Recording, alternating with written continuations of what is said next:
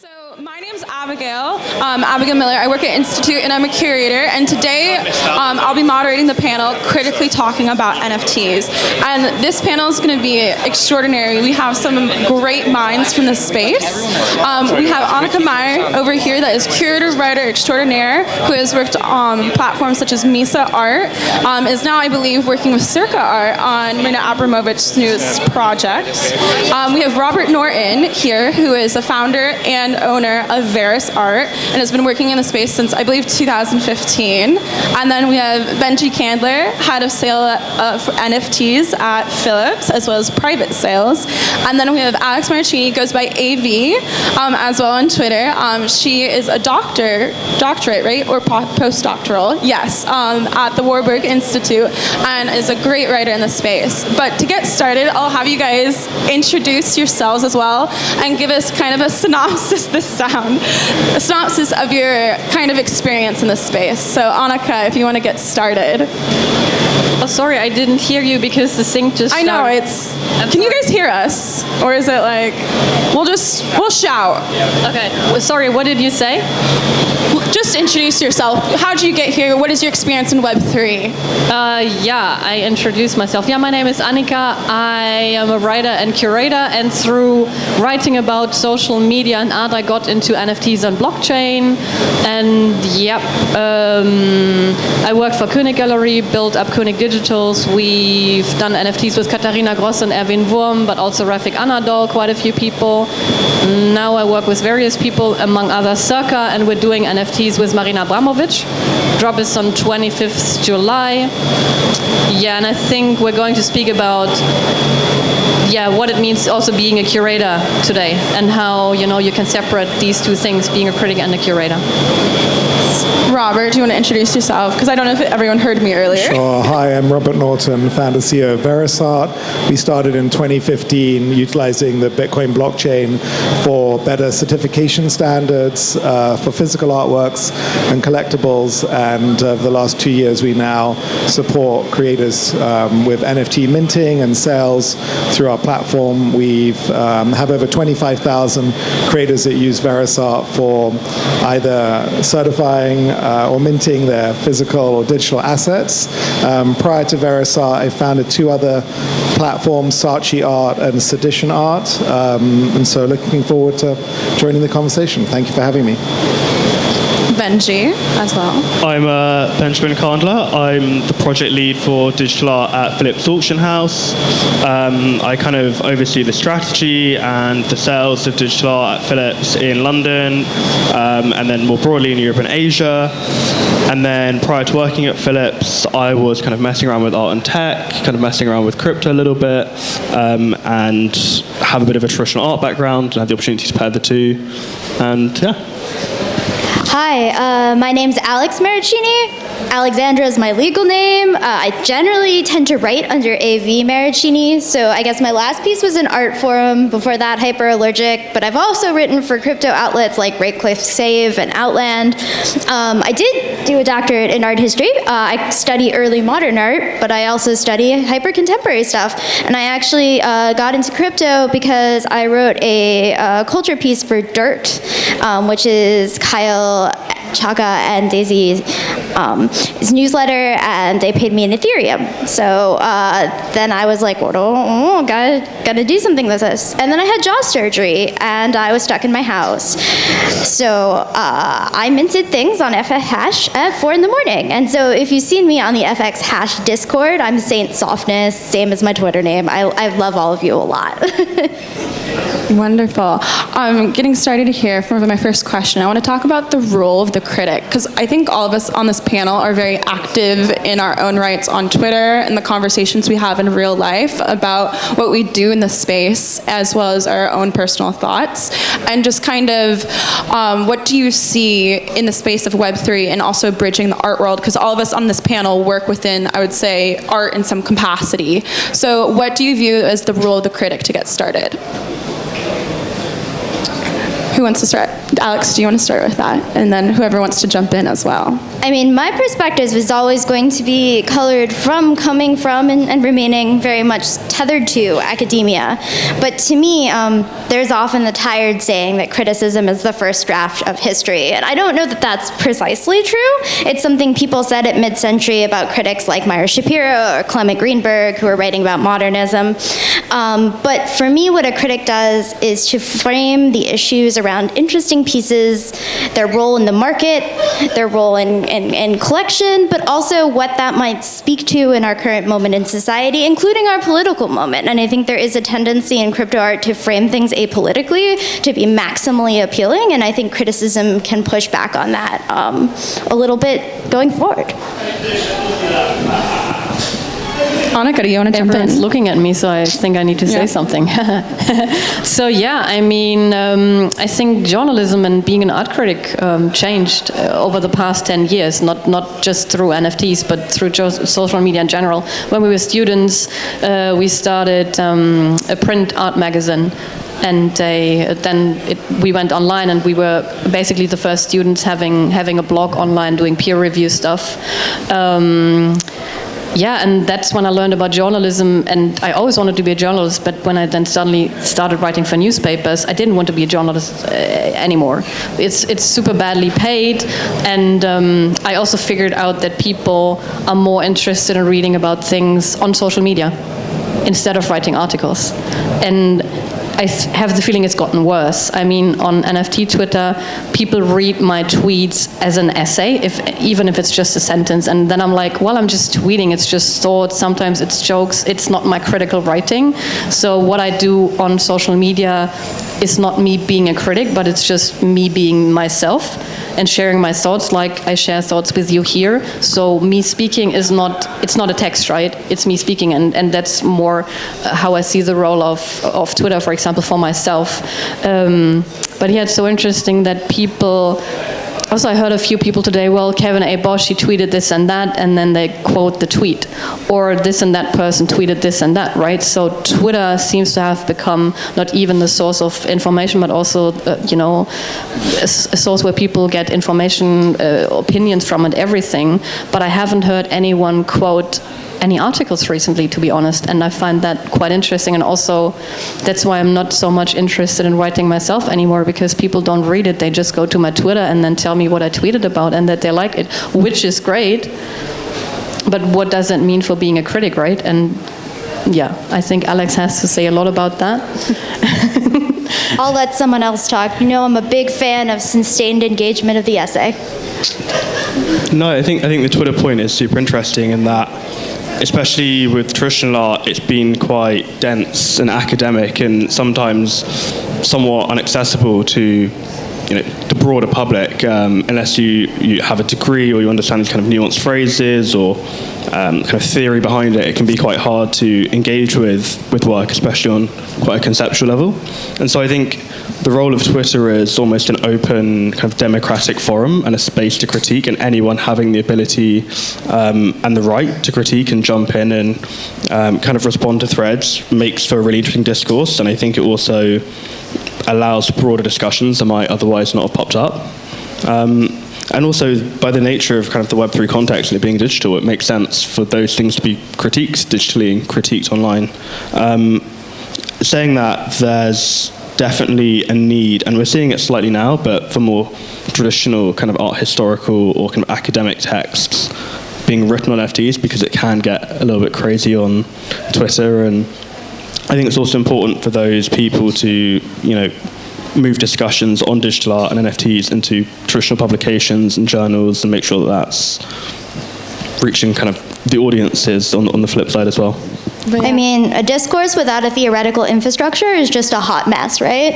And often people hate theorists, especially for political reasons, like to hate the academy and hate museums, and there are good political reasons for that, right? But at the same time, those institutions provide a guiding framework by which we start these discussions. And often, right now at least, as someone in the academic humanities, I'm sure you know, we're pretty much bankrupt.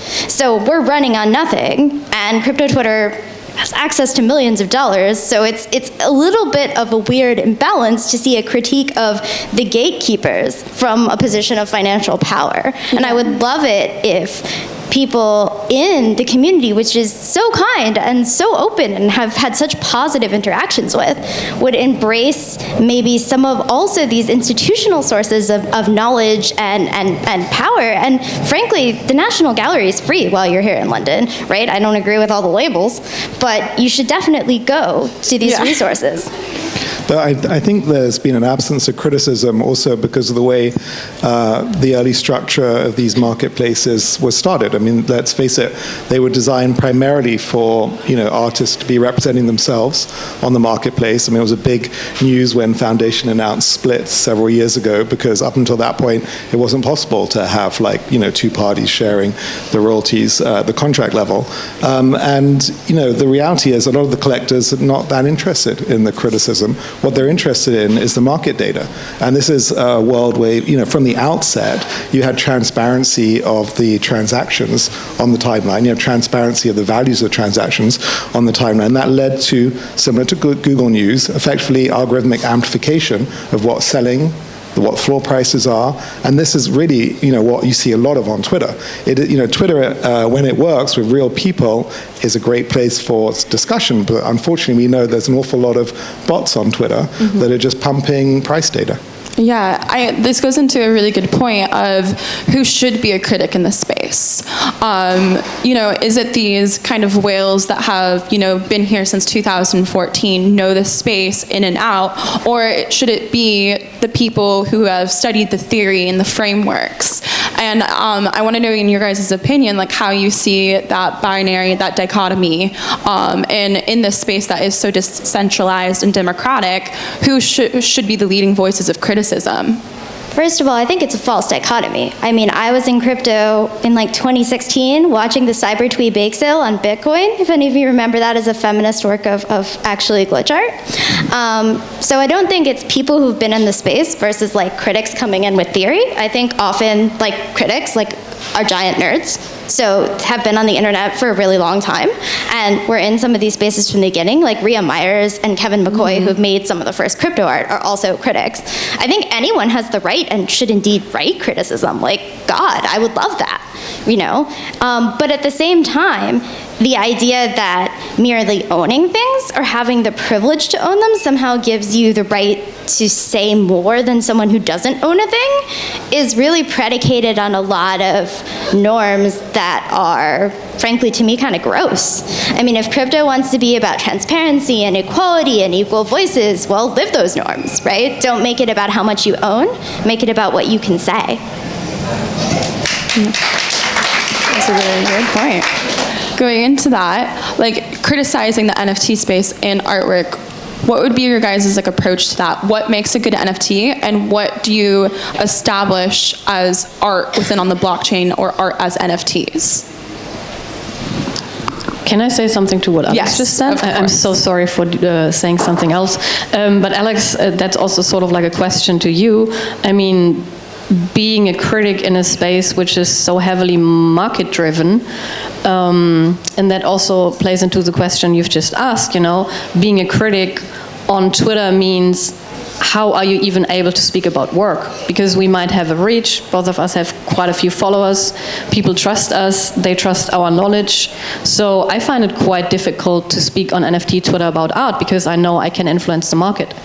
And it took me a very long time. I didn't collect art for a very, very long time because I knew I can influence the market. At some point I was like, wait, if I don't collect art, then I don't have any art and I don't want that. So I just, for myself, I said, okay, I collect art, but I don't trade. But I know that when I speak about something, people look at it, they start collecting. So it's I find it really difficult, speaking actually about art on Twitter because I know things happen.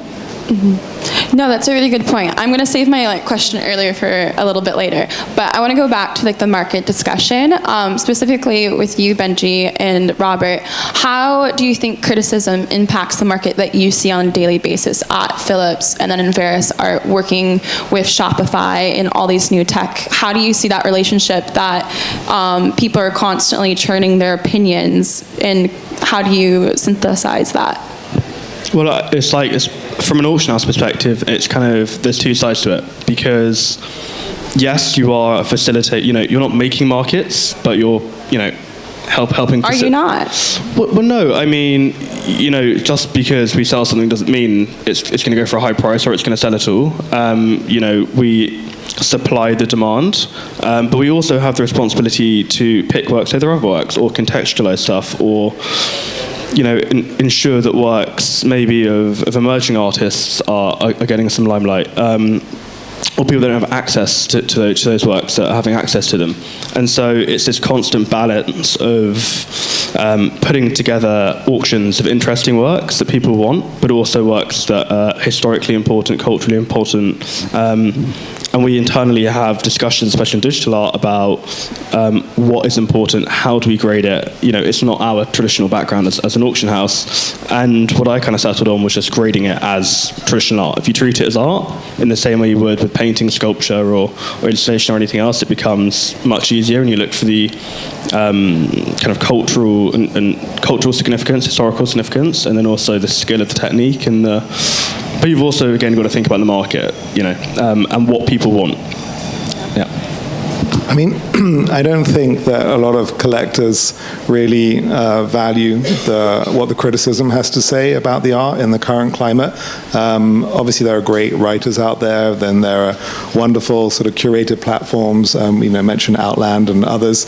But the reality is that when this exploded to the forefront of consumer interest, which was early last year, the auction houses started to themselves kind of like muddle the dialogue, because it wasn't really, let's talk about how digital art has evolved thanks to new title mechanisms. It was like, let's see how much money we can make by reaching out to this new community of kind of crypto wealthy community. And so almost all the auction houses blended PFPs alongside works that were not algorithmically created, but were actually had a human intention. And that's, I think, confusing, because when you look at the history of art, I think there will be an interesting moment that we can sort of talk about,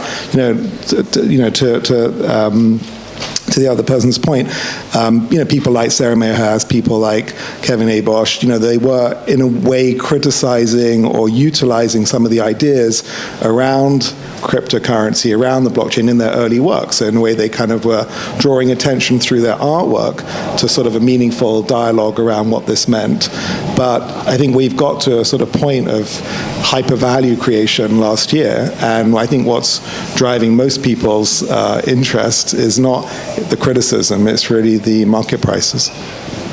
I just think I don't really care if I drive market value as a critic. That's not my purpose in writing history or writing criticism. I'd like to be completely transparent about my position as a critic. I am a socialist. I was trained by Marxist materialist critics. So when I think about the NFT space, I like to start with volume 2 of Marx and Engels, or volume 3 actually, of Marx and Engels' Capital, where they talk about the 1494 invention of double entry bookkeeping, Venetian bookkeeping, and how it created a new type of capital that allowed for a new type of control and a new type of existence of assets. And then when we go to Max Weber and we talk about the history of how European society started to function the way it did, and why European bureaucracy and economics in the 19th century was the way it was, he also ties that back to the history of ledgers and how we denote capital. And then all of a sudden, right, we have this blockchain, which blockchain technology itself is a new type of ledger. It's a new type of capital and speculation and risk, which is great for people who make money off of speculation and risk. It's maybe great for collectors who see works as assets that they can flip for speculation and risk. But that doesn't mean it's meaningless to write about the art in and of itself as art, or having aesthetic value, or outside of its value as pure speculative capital. And in fact, to resist the characterization of the art as the market's target or as its purpose as being an asset is in itself an interesting historical act. And I think the more we talk about the economic and social and aesthetic history of these pieces, the less that we become subject to having to write things to pump collectors' bags, because that's not the point of history, and that's not the point of criticism. And if you want criticism that does that, you're not hiring a critic, you're hiring an ad agency. Very.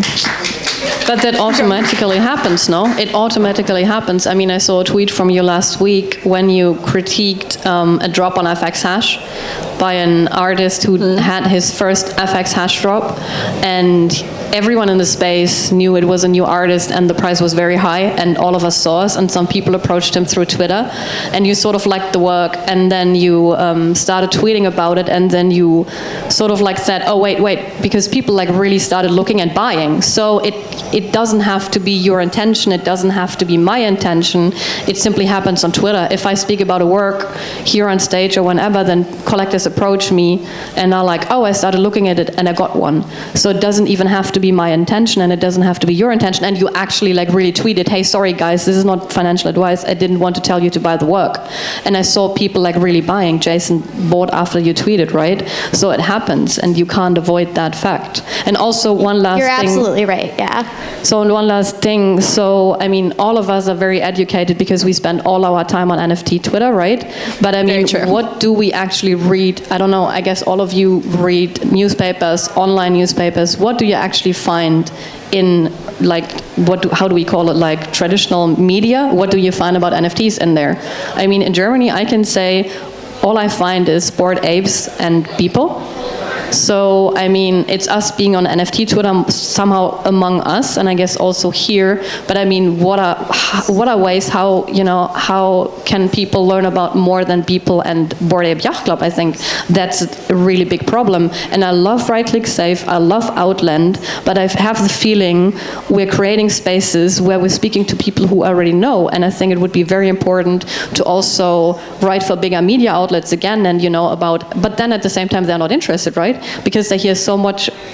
One funny anecdote, because I work on the Marina Abramovic NFTs and because I'm a journalist, I reached out to a newspaper I wrote for. I was like, would you like to interview Marina and maybe Nadia from Pussy Riot? And the reply I got was like, oh, it's so great to hear from you. Would you like to write a piece for us about why NFTs are dead? Because it looks from the outside like they're dead. And I was like, yeah, happy to write a piece, but not about why NFTs are dead, because I'm in London right now, and I guess all of you agree that NFTs don't look that dead. No, maybe I'm wrong, but they're pretty alive, I would say. We need to flip the question, though. How many of you read or subscribe to Artforum, to Frieze? How many of you read or subscribe to, say, literary journals like the Paris Review, the New Yorker, the Yale Review? These places are willing to run articles about NFT criticism if they're well written. I pitch them, they're open.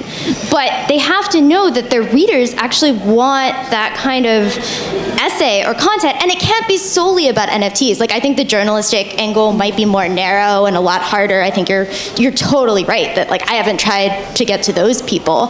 But if I say, hey, I want to write about an essay about this moment, and I guess the pitch I'm doing now is this moment in the bear market and Frank O'Hara and Cornell boxes and a broader trajectory than just, okay, I like this piece in NFT land and I'm going to write about NFT things. Like, you have to give them something more than your specialist interest. As with anything else, no one wants to read an article about, I don't know, just a horse from horse racing, but they might want to read Seabiscuit. I didn't even read the book, but I guess it's a good analogy. Going into kind of like this conversation, I think we're all kind of experts and have a very deep theoretical background in these subjects. Do you think we often over intellectualize these conversations? Meaning, like, we probably all have backgrounds in what Benjamin and Adorno, Walter Benjamin. Yes.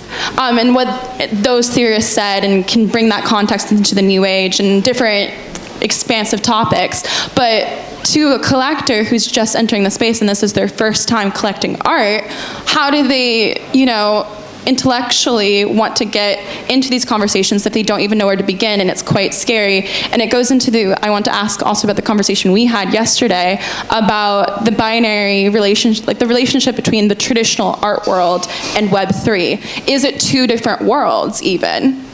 I think there's definitely appetite, and it's also when we're talking about collectors aren't interested in criticism. I think you can't necessarily pigeonhole collectors across the board, because there's people that collect for financial reasons, people that love it for the art, traditional art collectors, people that have no clue and just kind of stumbled into it. And I suppose what we're seeing, especially from traditional art collectors who've never collected NFTs, have no idea, might even have a wallet, they have massive, massive appetite and curiosity in the work. It's just they don't have the time, or it's really complicated, or it's a bit scary, and it is. And everyone makes it sound really complex and difficult, and if you lose your phrase, like, your life is over. And actually, when you break it down for people and you explain how an algorithm works, or the hash, like these really minute things that people often overlook and assume people know, I think kind of demystify a little bit.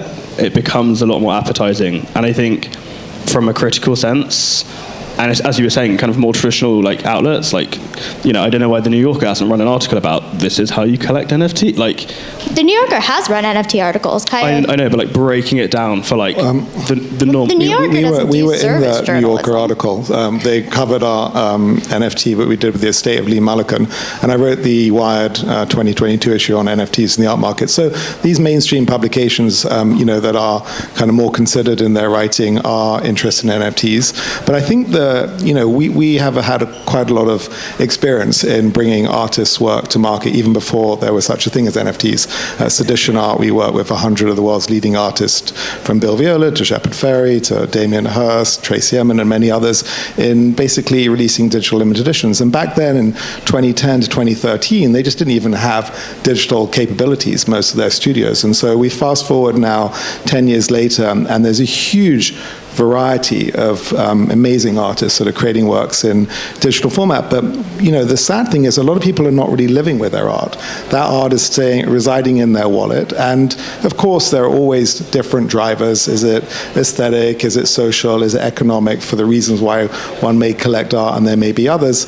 But what I would say is that what we've seen from having worked with probably now we've taken 50 well-known artists in the traditional world, all gallery represented, and handled their Genesis NFTs. We did this project with Super Rare last year, 10 by 10, and we had great artists like Lynn Hirschman Leeson, and Rob Pruitt, and Neil Belufa, and Petra Courtwright, and others. And what we sort of discovered is that there is just so little engagement, unfortunately. You know, where there's a large conceptual underpinning to a body of work, like what you're seeing with, you know, the autoglyphs, or some of the stuff coming from Art Blocks or Tyler Hobbs or Dimitri's work, which is, I think, has the most consistent narrative to where we left off in terms of the traditional art world criticism. Unfortunately, when you just look at a work in isolation, I'll give you some like practical examples. Audio component. Most time people are not listening to audio when they're looking at the artwork. And so anything that we had that had a strong audio component, which wasn't in itself an audio-based piece, just sort of didn't really register. Things that require too much contextual understanding. Matt Collishaw in our artsy NFT curated auction that we did at the beginning of the year with 22 artists, it was a really great work. It would have been incredible seeing it on the screen here, but it barely sold, because there is a sort of visual gimmickry and an instant kind of demand for attention that unfortunately I think does, at this point, kind of permeate what people expect. And, you know, I think in terms of criticism, I mean, I love reading criticism and some of the journals that you sort of mentioned earlier, but the reality is that the conversation is probably where you're going to get the most insight at the moment, because the market's moving so fast. And I'm reminded by Cory Archangel, who, you know, when I spoke to him several years ago about doing digital editions of us, he was very precise in only wanting to use technology that had already almost expired. They gave him a critical distance in which to work as an artist. Now, that's just his specific kind of point of view, but I do think that it's difficult for criticism to be meaningful in real time when the conversation is changing so fast. Do you think the timestamp of like moving too fast is this ecosystem specifically, or just the world we live in? Do you think it's the Web3 is just now, and the spectacle of that, and that's kind of the issue that we face with criticism of like the traditional world, is like that kind of time relationship?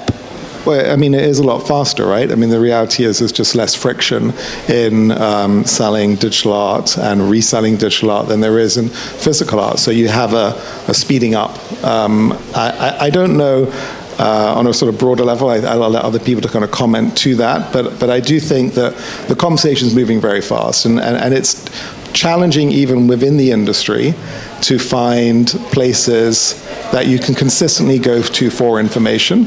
And so I think, what happens is, from my perspective, I follow people like Anika and others and artists and other people from different platforms, and I just try and build up my own picture. But it's hard work, and you really have to invest time in this space in order to develop your own point of view. And ultimately, the more you can develop your own point of view, and that's the same really with just collecting in general. As a collector, you want to have a developed point of view in which you're going to collecting. But what I would say is that it's so great to actually be surrounded by the work and see it. And another really practical thing, often when at Sedition, when we were dealing with the artists, we would encourage them to use a 16:9 frame format, just in order to fill the screens where they could show their work. And a lot of the things that you saw early on were optimized for sort of an Instagram size, the 4:3, which when it comes to living with the art, you can end up with these kind of like black bars on most of your TV screens.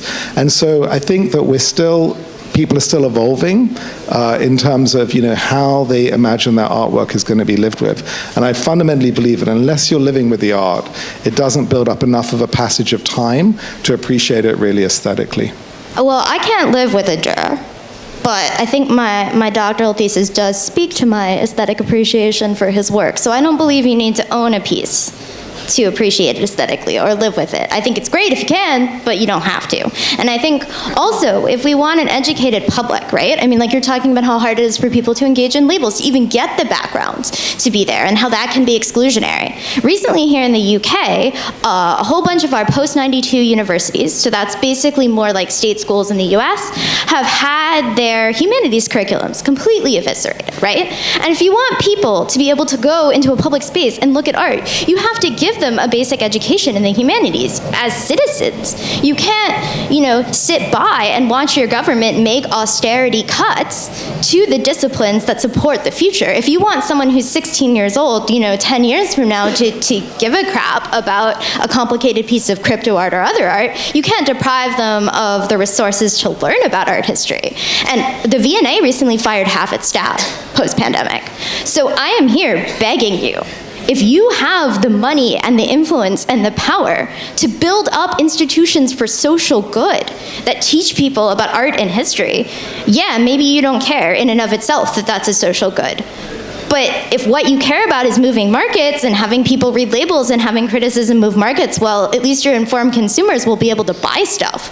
So even if you don't care about arts education, even if you don't care about literacy, even if you don't care about citizenship, fight for the humanities and the public, because that means you're going to have someone who cares about the crypto art you're making. And not only that, who can contextualize it with, last week I took a stroll around my local museum and I saw some cool Abex painting, and this Ellsworth Kelly reminds me of this Dmitry Cherniak, right? That person is going to be exponentially more willing to spend their own money on something they personally connect with. So even if you only have craven market motivations and you don't care about writing criticism or history for its own sake, it still makes sense to invest in public education. So this is why I think we actually need to support regulation.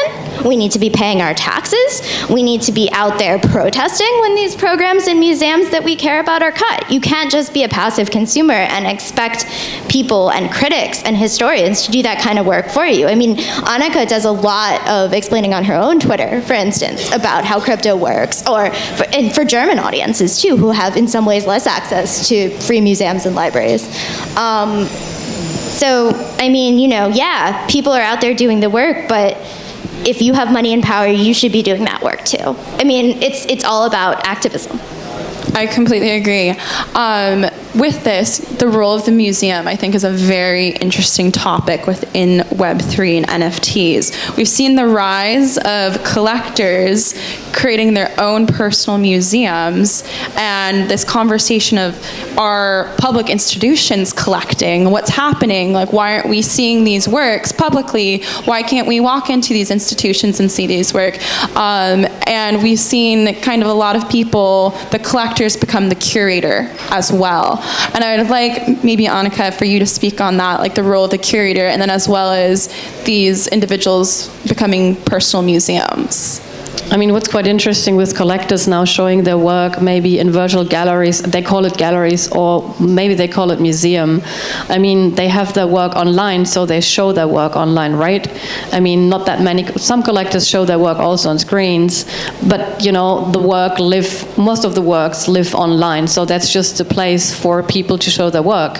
And if you own physical work, I mean, that's also what I find funny. If you own physical work and hang it on your walls at home, right, in your living room or in your bedroom, you don't call yourself a curator. And I find that really funny.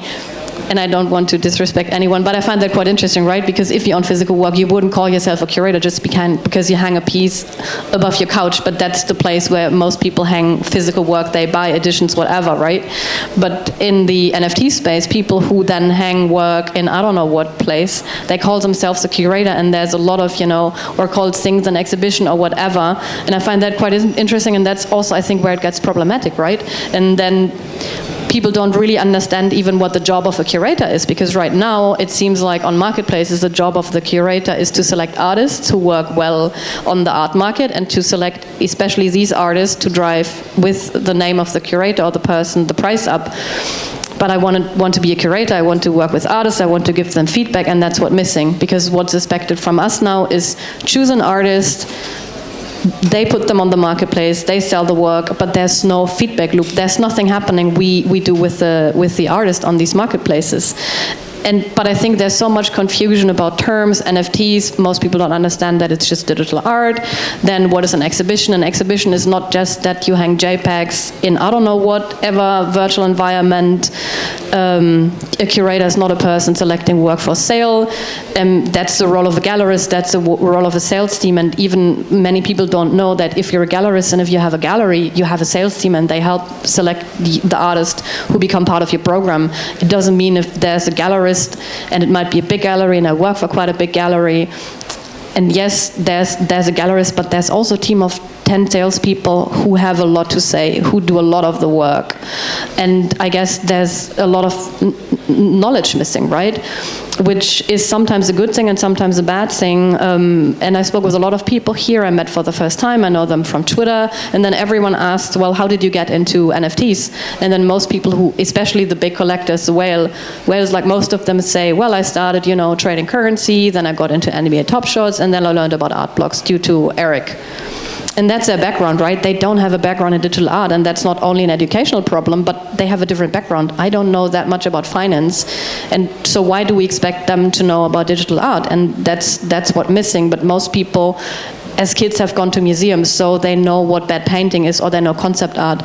But at university, I studied art history. I didn't learn anything about digital art. I think I heard the name Namjoon Paik, but that's about it.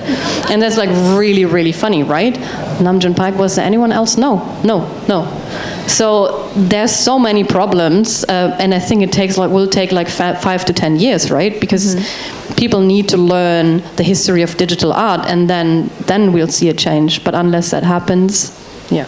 Great. I mean, to be fair, the AK and MoMA are acquiring literally right now. They are, which is a little hush-hush, but they're acquiring some good... They're just not advertising what they're collecting specifically is what I mean. But you're right, these institutions are collecting, and there is more criticism that is coming out from the groups that we've seen and who have more authority in this. But we have 10 minutes left, and I was specifically asked for this panel to open questions to the audience. And so we can start. I think there's a gentleman here. But please, if you have any questions, we have a great panel of experts. Yes. Hi, amazing panel, guys. Very, very thoughtful comments. I wanted to ask, in order to provide, and the premise of this question may be wrong, so attack it if it is, but in order to provide criticism, don't you need to build up at least some level of context? And have we built that context? Are we asking this question a little too early? I mean, I think this is part of what Anika was talking about. I'd love to. I mean, there's no ideal time for criticism, but there's stupid criticism, informed criticism, valued criticism, right? Are we lumping it all together and just asking the question too early, too quickly? I mean, I think it's entirely possible, especially since what Robert was saying about how the speed of the market dictates how quickly we have to respond to stuff often, and that's not ideal, that frankly, maybe my essays will read like shit in 10 years, and that's a risk you gotta take as a critic. But as a historian who's seen the flip side of the coin, sometimes even bad criticism is really helpful, because it gives you an idea of what people were thinking at the time. So, I think, yeah, it's possible that I'm gonna write bad criticism today, or that I already have, right? But I also think that that can be useful, and that in 20 years or 50 years, when we're looking back on this space and how it was formed and what its impact was on the history of art, we'll be glad that documentation was there. I would encourage you to go read some criticism of art you really love and know. So maybe if there's a painting from the 1960s or something, go read what the reception was when it first came out and see how you feel about that criticism now. I think also, to add to it on the point of context, it is also early days, especially within the kind of generative NFT movement. It is early days, but there's 70 years of generative art that's widely collected by the VMA, MoMA, private collections, and so there is context there is history, and I think it's just a case of people contextualizing and pairing those things together. And over time, we'll see more dialogue come out about that. Solve the way! There are also exceptional organizations like ZKM. They've been so ahead of the curve. Margaret Rosen there. I mean, you should look at, they've been collecting NFTs, for a long time. I mean, one of the challenges that museums are having, and I know this just from my insight with the folks at LACMA, is just the challenge of actually how to kind of treat the acquisition of these assets. What actually are they buying? And the things that museums have traditionally been quite strong at is obviously organizing data, preserving objects, and then mounting exhibitions, and hopefully, building audience engagement. And one of the challenges, which I think is kind of we're sort of starting to see now as museums start to enter the space, and that will aid the certain level of discourse that we're seeing, because they tend to have a more long-term view than an auction house when it comes to holding on to an asset. But what I think you'll start to see is the way that museums rethink themselves in a world where actually what people are really wanting to see first and foremost is the information rather than necessarily the physical object, particularly when increasingly their collections are going to be made of non-physical objects, and that's one of the exciting things about them acquiring more digital art or works that are designed as NFTs. And I think there are some things that we can learn from there. So when we started Verisart, we used CDOC, which is an ontology from ICOM for the cultural documentation of objects. There's a lot of learnings that the Getty Institute put out in terms of the Uniform Artist Name Directory, the standard thesaurus for art and architectural sort of terms. And I think that we would all benefit from more shared metadata standards when it comes to sort of shared kind of standards for proven provenance of an object. And there's a lot of learning there that we can lean on from the museums. One of the challenges is that the museums have not actually upgraded their systems in time with the upgrade that we've seen with cloud computing and sort of just general more open web standards. And so a lot of data is sitting on legacy systems there. And I'll give you an example. 70 years after the death of an artist, images go into public domain. And museums like the Rijksmuseum, like the Yale Center for Modern Art, like the Met, invested in actually enabling those image rights, a high-quality version of those image rights, to be made available for everybody to use, which is actually the mandate of a lot of museums. It's to bring these objects into the sort of accessible, to make them accessible to the public. But we still see a lot of museums just going for the short-term gain of charging license fees for public domain works, and I think that's shocking, and the British Museum still do it. And so if we want to think about how museums should be in this kind of new structure, or to the point how we can get better criticism in this kind of new world, I would say let's first of all liberate the information that is actually kind of being held in these places.